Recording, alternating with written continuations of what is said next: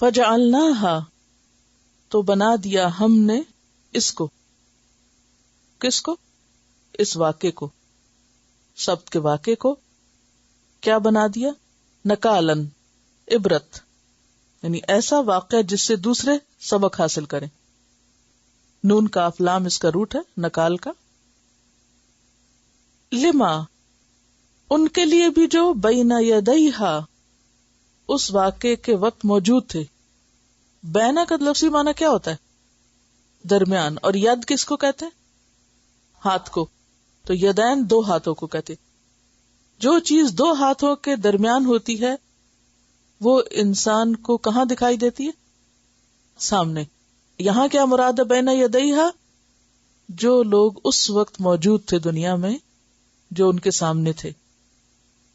وما خلفہا اور جو ان کے پیچھے تھے، یعنی بعد میں آنے والی نسلیں.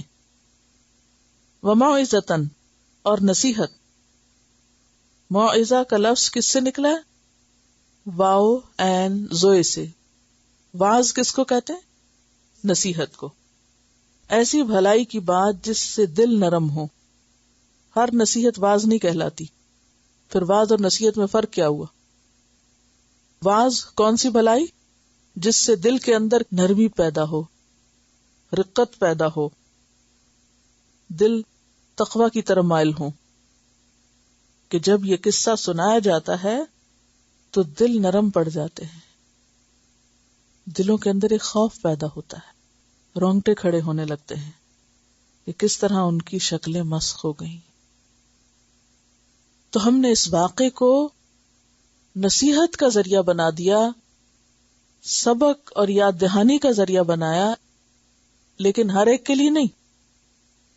للمتقین، متقی لوگوں کے لیے. متقی کون ہوتا ہے؟ تقوی والا. اور تقوی کیا ہوتا ہے؟ ڈر.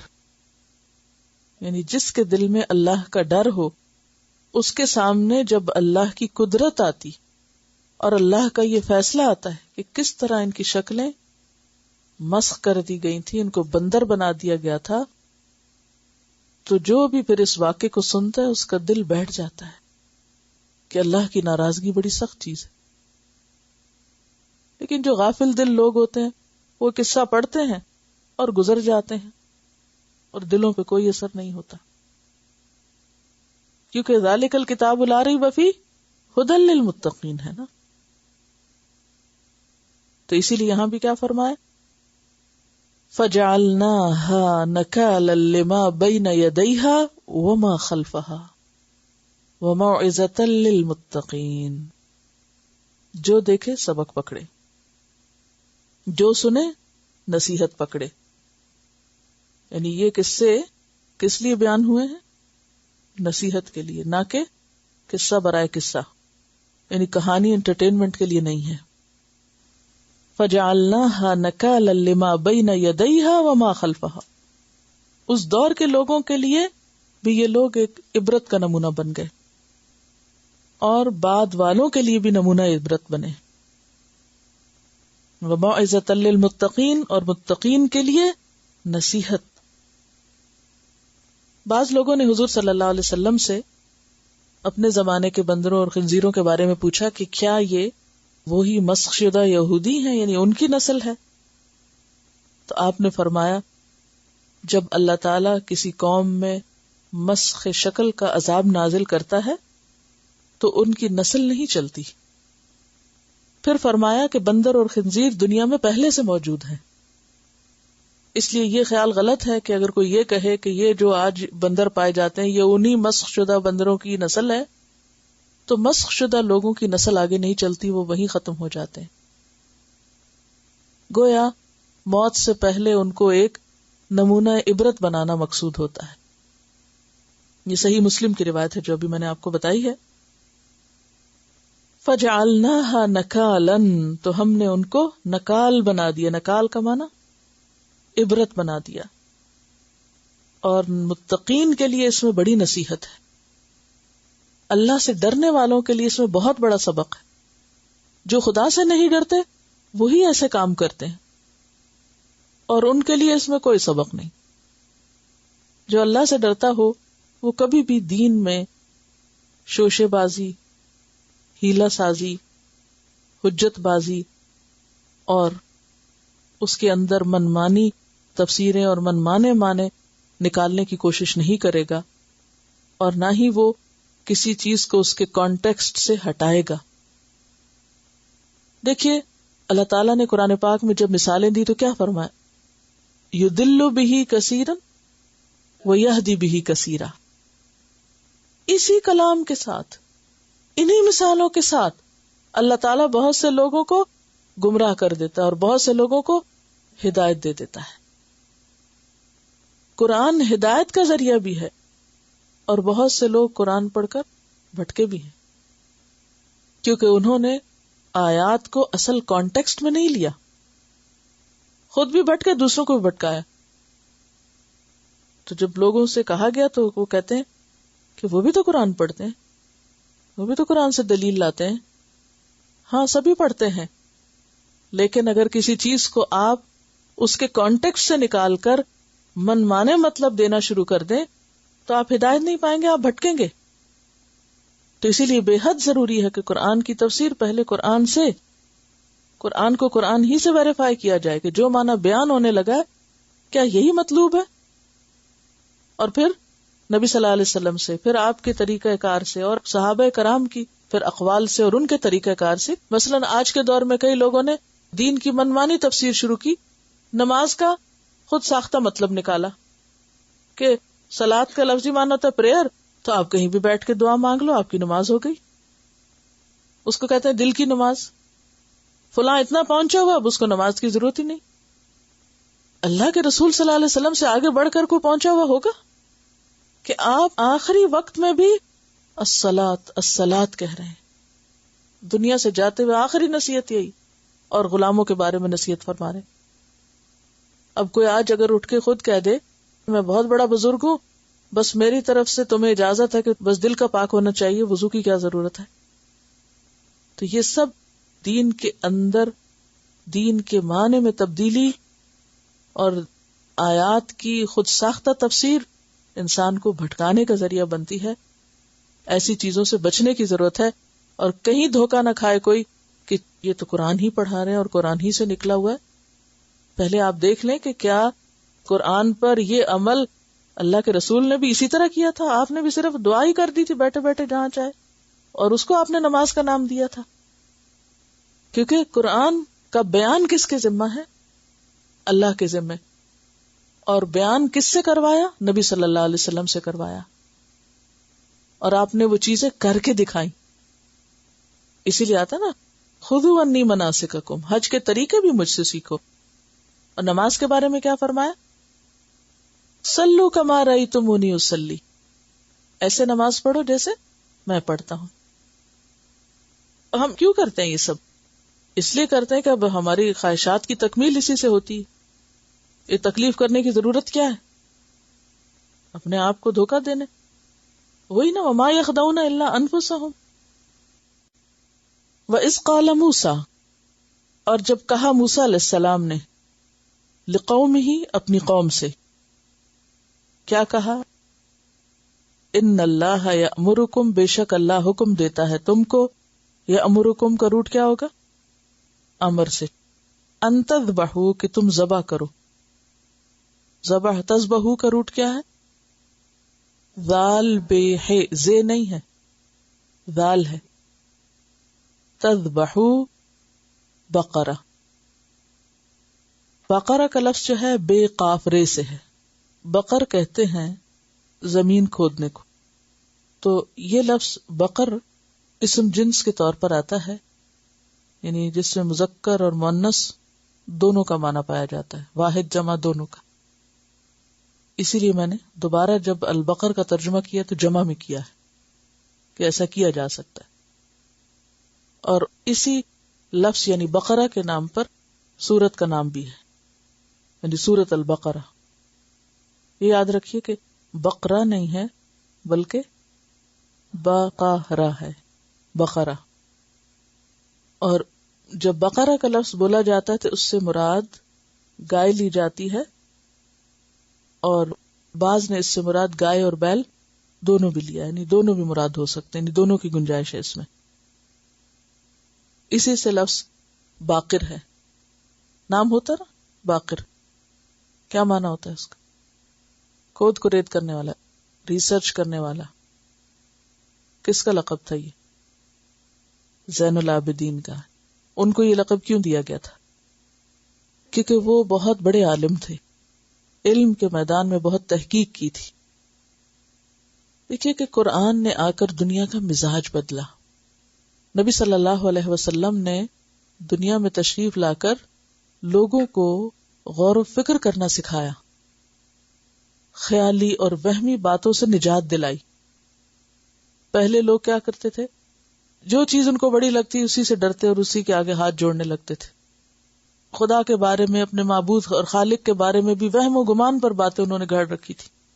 فرشتوں کو دیویاں دیوتا بنا لیتے، کبھی آگ کو پوجتے، کبھی کسی چیز کو. اگرچہ یہ سلسلے اب بھی دنیا میں چل رہے ہیں، لیکن آپ صلی اللہ علیہ وسلم کے آنے سے پہلے بہت کثرت سے یہ باتیں دنیا میں مانی جاتی تھی. تو آپ نے لوگوں کو سائنٹیفک ریسرچ کا طریقہ سکھایا اور اس کے لیے کیا بنیاد بتائی؟ ہاتھو برہانکم ان کنتم صادقین. اپنی سچائی ثابت کرنے کے لیے دلیل فراہم کرو، بغیر دلیل کے بات مت کرو. جیسے ابھی میں نے ذکر کیا نا، جو دیکھا نہیں مت کو میں نے دیکھا، جو سنا نہیں مت کو میں نے سنا. یعنی علم کی بنیاد سچائی پر اٹھائی، یقینی علم پر، عقل اور غور و فکر کی طرف متوجہ کیا لوگوں کو. توہمات اور محض خیالات اور ظن اور گمان سے کام لینے کو درست طریقہ قرار نہ دیا کہ یہ طریقہ درست نہیں. اسی لیے ہم دیکھتے ہیں کہ اسلام کے ابتدائی دور میں ہی ایسے ایسے اسکالر پیدا ہوئے اور انہوں نے جو علم پیش کیا وہ بھی دلیل پر مبنی تھا. تو ان کا نام بھی باقر اسی لیے پڑا کہ انہوں نے بہت ہی علم میں تحقیق کی تھی. قالو انہوں نے کہا، اتتخذنا کیا تو بناتا ہے ہمارا یا کرتا ہے ہم سے ہزوا مذاق.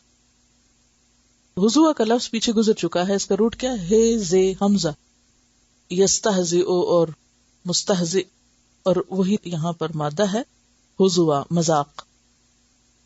قالا کہا، اعوذ باللہ میں اللہ کی پناہ چاہتا ہوں.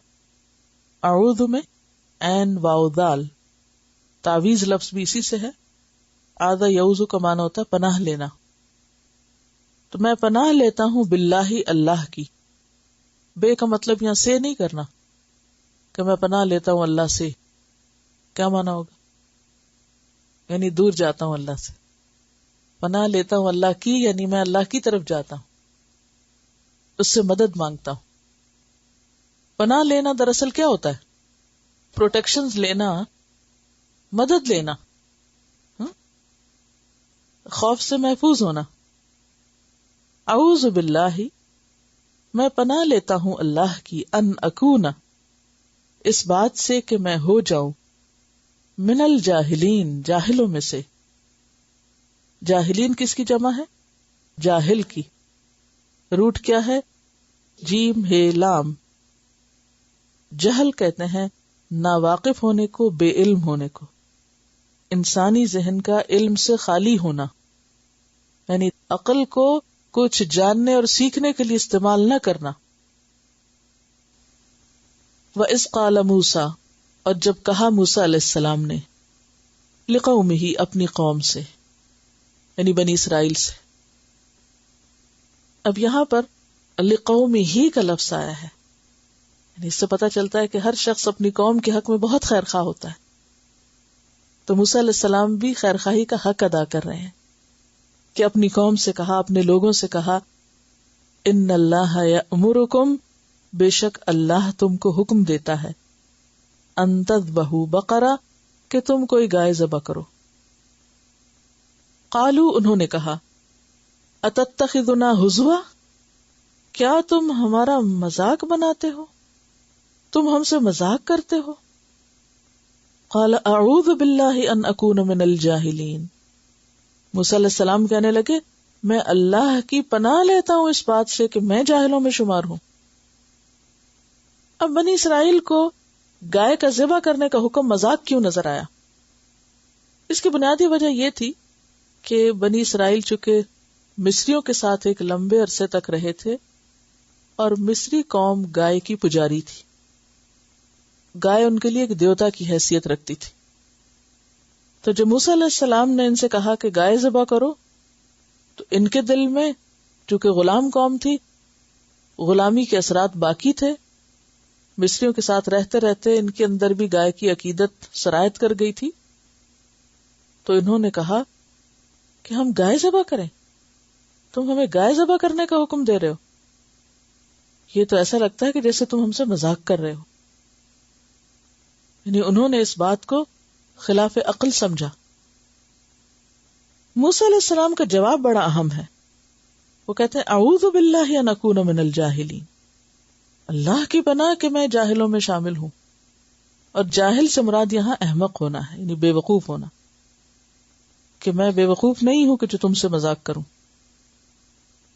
نمبر ایک تو یہ کہ پیغمبر جب تبلیغ کرتے ہیں، اپنی قوم کو نصیحت کرتے ہیں، تعلیم دیتے ہیں، تو وہ کبھی بھی ان کا مذاق نہیں اڑایا کرتے.